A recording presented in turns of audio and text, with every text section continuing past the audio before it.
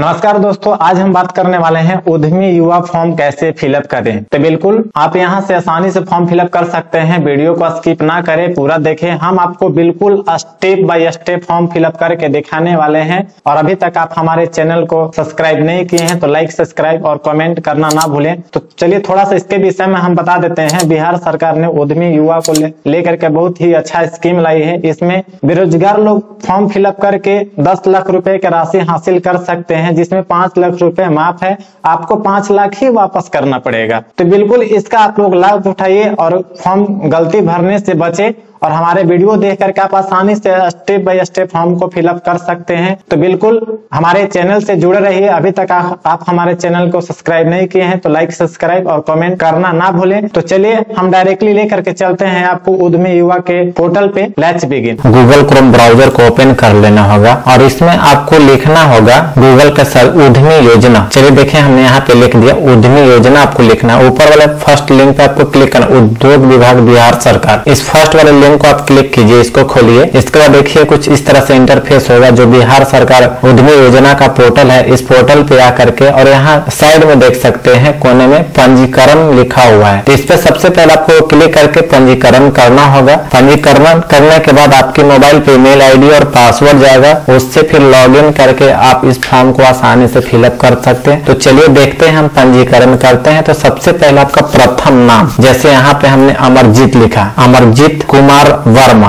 अगर अमरजीत कुमार वर्मा अगर नाम रहता तो तीनों में डलाता। तो यहाँ पे अमरजीत कुमार के गलत, तो यहाँ पे चलिए हम कुमार फिल कर देते हैं। अगर किसी को बीच में भी नाम रहता तो बीच वाला, जैसे आप जानते हैं अमरजीत कुमार सिंह, तो यहाँ बीच नेम नहीं है। अगर आपका होगा तो आप इस तरह से फिल कीजिएगा। और उसके बाद फिर आपको यहाँ पे ईमेल आईडी डालना पड़ेगा। चलिए हम यहाँ फिल कर देते हैं। चलिए देखिए दोस्तों, हमने यहाँ पे ईमेल आईडी को फिल कर दिया। उसके बाद लिंक, आप स्त्री हैं या पुरुष है यहाँ सेलेक्ट कर लेना है। फिर आपको जो आधार कार्ड में मोबाइल नंबर लिंक होगा उसी मोबाइल नंबर को यहाँ डालना है। अगर आप दूसरा मोबाइल नंबर डालते हैं तो आपको यहाँ पे नहीं लेता है। तो ध्यान रहे, आपको उसी मोबाइल नंबर को डालना है जो आपका आधार कार्ड से लिंक हो। अगर लिंक होगा तभी आपके मोबाइल पे ओटीपी जाएगा। और लिंक नहीं होगा तो मोबाइल पे ओटीपी नहीं जाएगा। जो मेरा आधार कार्ड से लिंक है वही मोबाइल नंबर को यहाँ पे देखें हम फिल कर दिए हैं। उसके बाद 12 अंकों का आपको आधार कार्ड नंबर डाल देना होगा। चलिए हम सब कुछ फिल करके आपको एकदम सही से ही दिखाएंगे। इस तरह से भरने के बाद फिर आपको नीचे देख रहे होंगे। चलिए हम आपको कुछ देर में दिखाते हैं, फिल कर देते हैं। चलिए यहाँ पे चयन, आवेदन का प्रकार आपका क्या है, आप किस जाति से आते हैं। तो आप अनुसूचित जाति से हैं, अति पिछड़ा वर्ग से हैं, महिला उद्यमी है, युवा उद्यमी। चलिए इसमें हम कुछ समझाना चाहते हैं। जो SC ST के लोग होंगे वो अनुसूचित जाति को सिलेक्ट करेंगे। अति पिछड़ा वर्ग जैसे OBC, EWS,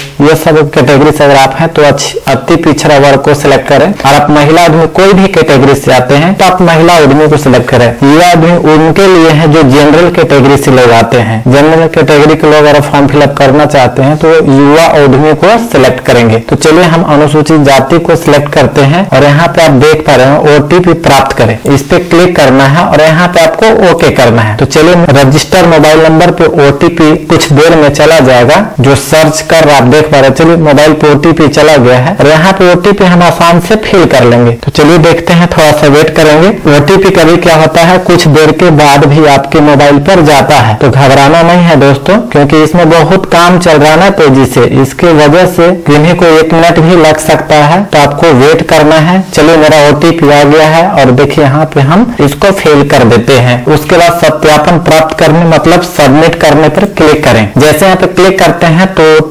OTP सफलतापूर्वक सेव हो गया है। अब आपका ईमेल आईडी पे यूजर आईडी और पासवर्ड चला गया होगा। आपके मोबाइल के टेक्स्ट में भी चला जाता है उस यूजर आईडी पासवर्ड। जैसे यूजर में आपका आधार नंबर को डालना है और पासवर्ड जाकर मोबाइल में जाएगा, उसको डाल करके आप आसानी से लॉगिन करके अपना फॉर्म फिलअप करते हैं। तो चलिए हम वो भी कैसे फिलअप करते हैं हम आपको बिल्कुल स्टेप बाय स्टेप दिखाने वाले हैं। वीडियो को पूरा देखें, स्किप नहीं कीजिए। और अभी तक आप हमारे कॉन्सेप्ट टेक्नोलॉजी चैनल को सब्सक्राइब सब्सक्राइब नहीं किया है तो लाइक, सब्सक्राइब और कमेंट करना ना भूलें। तो सबसे पहले आपको यूजर आईडी और पासवर्ड डालना पड़ेगा। तो चलिए हम यूजर आईडी में जो आपका आधार नंबर होता है वही आपको आधार नंबर डालना पड़ता है, और पासवर्ड में जो आपको ईमेल आईडी और मोबाइल के टेक्स्ट मैसेज में भी जाता है उस पासवर्ड को ध्यान से देख करके और अच्छे से फिल कर लेना। तो चलिए हम फिल कर लेते हैं और उसके बाद आपको लॉगिन करना होगा। लॉगिन करने पे क्लिक कीजिए, तो जैसे इस पे क्लिक कीजिएगा तो देखिए आपको इस तरह से खुलेगा। तो चलिए यहाँ पे देखिएगा सबसे ऊपर में आपका पंजीकरण संख्या ये दिख रहा है। यहाँ से जाकर के आप अपना पासवर्ड चेंज कर सकते हैं। जैसे यहाँ पे दिख रहा है पुराना पासवर्ड, नया पासवर्ड पुनः दर्ज करें, तो इस तरह से कर सकते हैं। तो चलिए हम व्यक्तिगत जानकारी पे क्लिक करते हैं और करने के बाद यहाँ पे देख रहे हैं नाम ऑटोमेटिक आपका फिल हुआ है, नाम ऑटोमेटिक भर करके आ रहा है। और आप प्रोजेक्ट का टाइप, आपसे प्रोजेक्ट का टाइप पूछा जाएगा कि आपका क्या प्रोजेक्ट है। तो सबसे पहले आपको ग्रुप ए में प्रोजेक्ट आपका सिलेक्ट कर लेना होगा, मन में सोच लेना होगा कि हमें ये चीज पे हम करना चाहते हैं। तो चलिए ग्रुप ए में हमने ऐसे सिलेक्ट कर लिए और तो चलिए हम यहाँ पे देखते हैं अपने लिस्ट में इस वाले को हम सिलेक्ट कर लेते हैं। यहाँ पे देखिए मेरा प्रोजेक्ट का नाम सिलेक्ट हो गया है। लिंग आपसे पूछा जाएगा पुरुष है या स्त्री है, यहाँ पे आपको अच्छा से डाल देना है। उसके बाद आपसे डेट ऑफ बर्थ पूछा जाएगा, तो डेट ऑफ बर्थ भी आपको आसानी से डाल देना है। चलिए हम यहाँ पे आधार कार्ड में जो आपका डेट ऑफ बर्थ होगा वही आपको डेट ऑफ बर्थ यहाँ से डालना पड़ेगा। तो इस पे आप यहाँ कैलेंडर का आइकन दिख रहा होगा, इस पे क्लिक कीजिएगा तो आपके सामने कैलेंडर खुल जाएगा और यहाँ पे आपको सही डेट ऑफ बर्थ डालना। तो चलिए हम अपना डेट ऑफ बर्थ को यहाँ से फिल कर देते हैं। उसके बाद फिर आपको जो है से देखिए यहाँ पे हो गया 28/10/1999। उसके बाद आपसे पिता का नाम पूछा जाएगा, तो पिता का नाम भी आपको यहाँ पे डाल देना है। ध्यान रहे सही से आपको फिल करना, स्पेलिंग में मिसमैच ना करें। चलिए तो देखिए इस तरह से हम अपने फादर नेम डाल लिया। आप विकलांग हैं तो यस रखेंगे, या नहीं है तो नो रखेंगे। आगे बढ़ेंगे, पूरा पता डालना है, जैसे हम यहाँ पे डाल देते हैं विलेज। चलिए पूरा एड्रेस डालने के बाद फिर से आपको यहाँ पे डालना पड़ेगा थाना, तो थाना कुटुंबा यहाँ पे डाल देते हैं। उसके बाद आपका जो जिला होगा वो जिला यहाँ से सिलेक्ट कर लेंगे लिस्ट में से। उसके बाद पिन कोड, जो आपको आधार कार्ड में pin code, area pin code होगा वहां से देख करके आपको ऐसा फिल कर लेना है। बिहार के निवासी है तो बिहार ऑलरेडी यहाँ पे फिल रहेगा। आगे देखेंगे यहाँ कोटि आपका क्या है, तो आप एसी में आते हैं कि एसटी में आते हैं, तो यहाँ से आप सिलेक्ट कर लीजिए। उच्चतम शैक्षणिक, आप कहाँ तक पढ़े हैं ये चीज आप यहाँ से सिलेक्ट कर लीजिए। तो चलिए यहाँ तक हम ग्रेजुएट सिलेक्ट कर ले। उच्चतम शैक्षणिक योग्यता जो है ग्रेजुएट है, और न्यूनतम कम से कम आपने कहाँ तक पढ़ाई किया है। तो ध्यान रहे यहाँ पे लोग मैट्रिक भी डाल देते हैं, तो आपको इंटरमीडिएट डालना है। उसके बाद सही से मिला लेंगे। मिलाने के बाद आपको सेव बटन पे क्लिक करना है। आपके यहाँ डेटा जो है सफलतापूर्वक सेव हो चुका है। अब डायरेक्टली आपको शिक्षा शैक्षणिक विवरण जोड़े, तो इस पे क्लिक करने के बाद आपको जो मैट्रिक में मार्क्स है, इंटर में मार्क्स है, इस तरह से आपको यहाँ पे डालना पड़ेगा। तो चलिए हम यहाँ पे डाल देते हैं, मैट्रिक हम लिख देते हैं। उसके बाद फिर यहाँ पे पूछा जाएगा आपसे बोर्ड का नाम, आप किस बोर्ड से पास किए हैं। तो BSEB मेरा है, तो यहाँ पे हम देखें BSEB हम यहाँ पे डाल देते हैं। उसके बाद फिर आपसे पूछा जाएगा रोल नंबर। उसके बाद आपसे पूछा जाएगा रोल नंबर, तो आपको ध्यान रहे एडमिट कार्ड में या फिर मार्कशीट में देख करके अच्छा से रोल नंबर डालना है ताकि गलत ना हो। तो यहाँ पे हम डाल देते हैं। चलिए देखिए हमने यहाँ रोल नंबर एंटर कर दिया। पास करने के साल आपने किस साल मैट्रिक पास किया है वो भी यहाँ पे डालें। उसके बाद आपसे पूछा जाएगा विषय, आपके मैट्रिक में कौन कौन से विषय लिए थे वो यहाँ पे आसानी से एंटर कीजिए। तो चलिए हमने यहाँ पे देख रहे हैं पूरा विषय का नाम डाल दिए हैं। जोड़े यहाँ पे क्लिक कीजिएगा तो आपका जो है से देखिए यहाँ पे ऐड हो चुका है। आप चाहते हैं बाय मिस्टेक हटाए, अगर आपको गलती होगा तो यहाँ से हटाए, तो जैसे ही क्लिक कीजिएगा तो आपका डिलीट हो जाएगा। तो मैट्रिक का ये पूरा मेरा डेटा ऐड हो चुका है। अब हम इंटर का डालेंगे, तो शैक्षणिक विवरण जोड़े यहाँ पे क्लिक करेंगे तो फिर से आपके पूछा जाएगा, तो आप यहाँ पे इंटर का डिटेल्स फिल करें। तो चलिए हम यहाँ से फिल कर देते हैं इंटरमीडिएट जैसे हम दे देते हैं। इस प्रकार से फिर आपका बोर्ड का नाम पूछा जाएगा कि इंटर आपने किस बोर्ड से पास किया है, तो यहाँ पे भी आपको अच्छा से फिल कर देना है।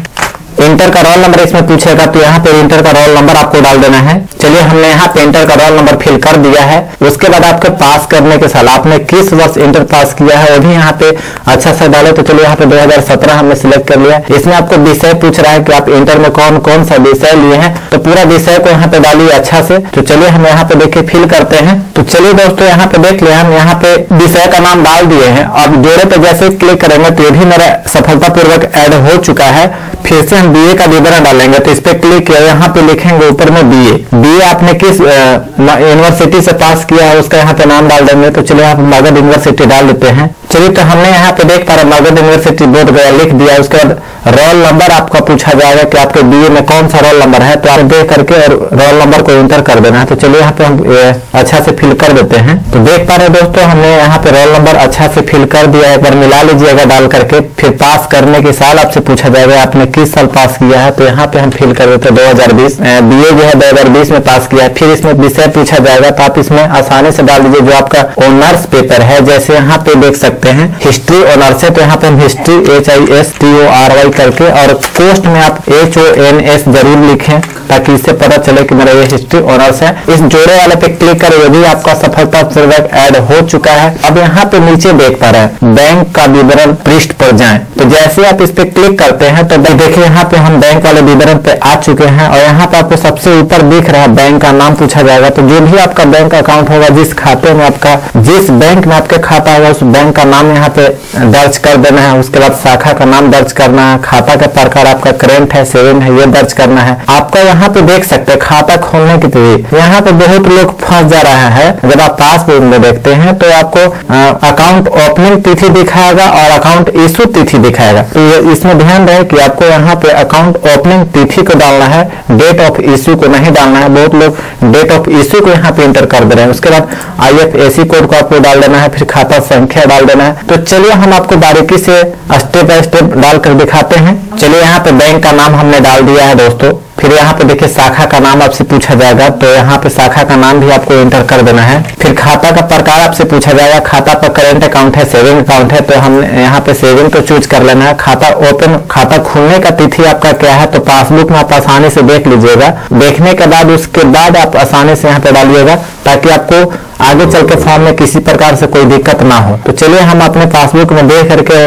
जो मेरा खाता खुला वो किस डेट का खुला हुआ, तो यहाँ पे हम फिल कर देते हैं। उसके बाद आपको IFSC कोड यहाँ पे फिल कर देना होगा, तो चलिए हम यहाँ पे डाल देते हैं। फिर आपको यहाँ पे खाता संख्या डाल देना होगा, तो चलिए हम यहाँ पे डाल देते हैं। उसके बाद सही से सब मिला लेंगे दोस्तों, और मिलाने के बाद आप आसानी से यहाँ पे नीचे दिख रहा है सेव पर क्लिक करना है। जैसे सेव कर दीजिएगा आपका सफलतापूर्वक सेव हो जाएगा। फिर आपको लेकर चलेगा अपलोड डॉक्यूमेंट की तरफ, तो यहाँ पे आपको अपलोड डॉक्यूमेंट कर देना। तो सबसे आपको अपलोड डॉक्यूमेंट पे पूछा जाएगा जाति प्रमाण पत्र, तो चूज वाले फाइल पे क्लिक कीजिएगा तो डायरेक्टली आपका जहां लोकेशन, जिस लोकेशन पे आपका रखा हुआ है उस लोकेशन पे आप चल जाइए और जाति को सिलेक्ट कर लीजिए। चलिए हम यहाँ पे चल जाते हैं। तो चलिए यहाँ पे देख लीजिए, हम यहाँ पे मेरा कास्ट लिखा हुआ है, इसको हम सिलेक्ट कर लिए। उसके बाद अपलोड, ध्यान रहे आपका 120 KB से कम होना चाहिए। अगर ज्यादा MB का रहता है तो आपको यहाँ पे अपलोड नहीं हो पाएगा। तो देखिए यहाँ पे मेरा एक एरो बन गया है, इस पे क्लिक करेंगे तो मेरा वो जाति डाउनलोड हो जाएगा। यहाँ पे पूछा जा रहा है मैट्रिक का विवरण, तो यहाँ पे चलिए मैट्रिक वाला हम डाल देते हैं। यहाँ से चलिए मैट्रिक हमने सिलेक्ट किया, अपलोड पे क्लिक किया।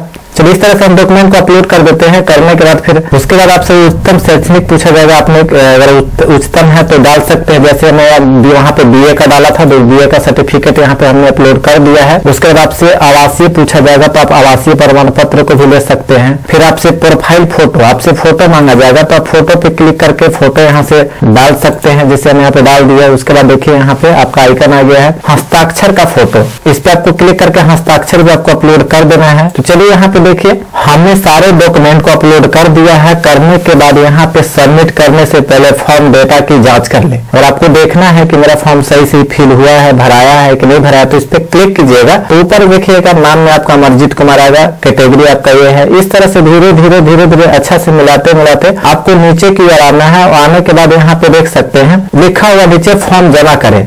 अगर आप इस पे क्लिक करते हैं तो आपका फॉर्म जमा हो जाएगा। फिर आपको एक डिक्लेरेशन मांगेगा, इस पे आपको टिक लगा करके फाइनल सबमिट पे क्लिक कर देना है। तो जैसे आप इस पे क्लिक करते हैं तो यहाँ पे देख सकते हैं अमरजीत कुमार, और ये रेफरेंस नंबर आपका यहाँ पे शो होता है। इसको प्रिंट करके आप आसानी से रख सकते। चलिए हम PDF में इसको सेव कर लेते हैं और डेस्कटॉप पे, ताकि बाद में भी इसको हम प्रिंट कर सके। आप डायरेक्टली भी प्रिंट कर सकते हैं। चलिए देखिए हमने यहाँ पे सेव कर दिया। आज का ये वीडियो आपको कैसा लगा? अगर आपको अच्छा लगा होगा तो लाइक, कमेंट और शेयर करना ना भूलें। आपको किसी भी तरह से फॉर्म भरने में कोई शिकायत आती है तो कमेंट बॉक्स में जरूर लिखें। अगर आपको किसी भी तरह से कोई प्रॉब्लम आता है तो ऊपर दिए गए नंबर पे संपर्क करके आप डायरेक्ट हमसे पूछ सकते हैं। तब तक के लिए बाय बाय, जय हिंद।